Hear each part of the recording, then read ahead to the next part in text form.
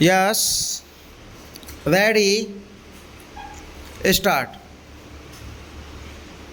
It gives me great pleasure to be here in your midst, where businessmen, leaders, and captains of industry and trade from the European Union sit together with the captains of industry of our country.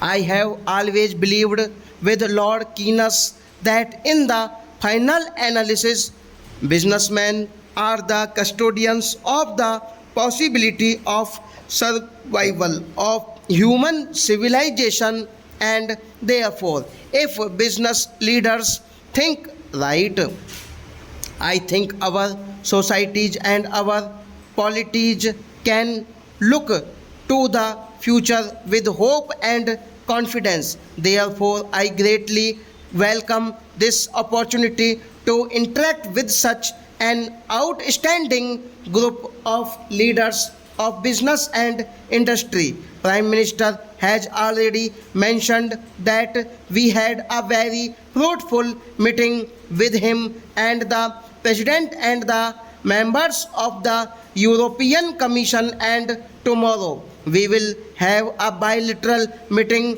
where we will discuss the further development of our relations with the United Kingdom. Under the presidency of Prime Minister, we have made a very good progress in our strategic partnership.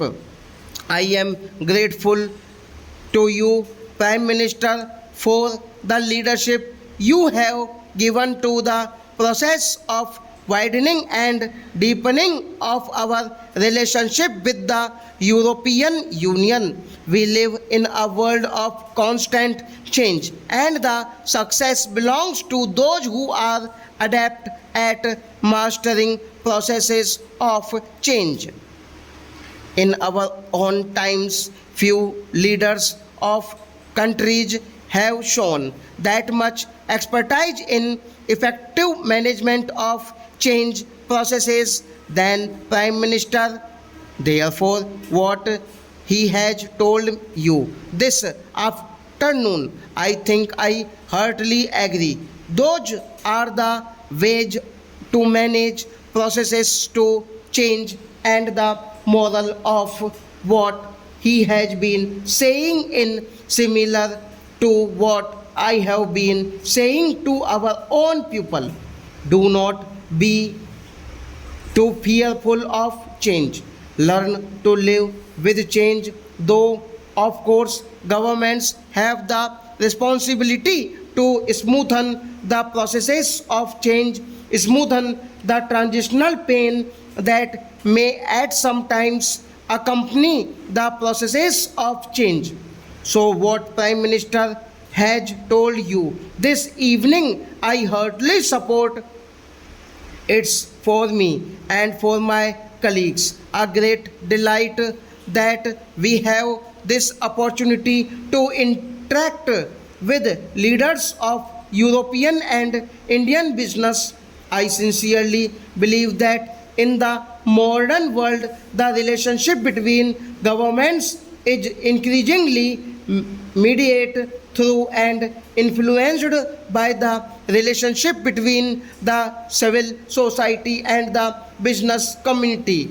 It is on the foundation of people to people and business to business relations that we in government try to build state to state relations. India and the EU have deep and abiding ties comprising political, cultural, social, and economic relations. We are the largest democracies of the world. We cherish the freedoms that democracy offers. We share a common belief in pluralism, consultations, and consensus, in the rule of law, and in peace. For in peace and in stability, we have the foundations necessary for development and economic growth within the framework of an open society and an open economy. The terrorist attacks on July 7 this year in London are an unfortunate affirmation of our view that terrorism, by whatever name, can be no place in a civilized society. I am emphasizing this in this business summit because one of the aims of terrorism is to cause economic instability all round.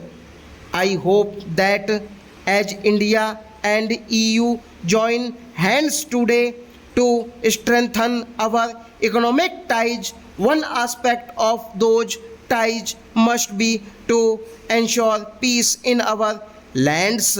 We need each other's strong support in that endeavor. We meet here today at a time when the Indian economy is once again on an upward growth path. For 2 years in a row, we have had upwards of 7% growth in our national income. This year, we expect to repeat that performance. I am convinced that we will sustain this rate of growth, perhaps even improve upon it in the next few years. This has the potential of transforming our economy in many ways. It is now possible as never before for us to visualize an India without poverty, without disease, and without scourge of extreme deprivation.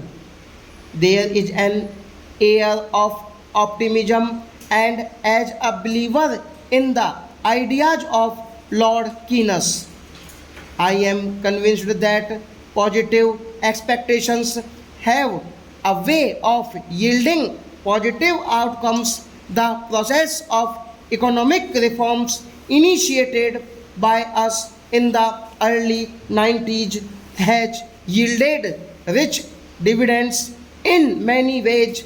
We are committed to pursuing these reforms in a manner that the benefits percolate to all sections of our society, especially our rural poor. I have often said that we must talk on two legs, pursuing greater efficiency and simultaneously pursuing greater equity in the working of the economy.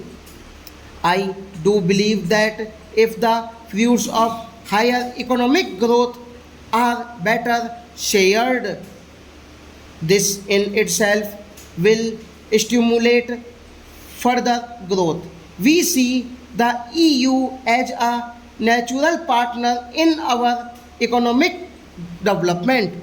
For centuries, long before the colonial era began, Indians and Europeans have been engaged in commerce. India has led civilizational and commercial links with different nationalities within Europe.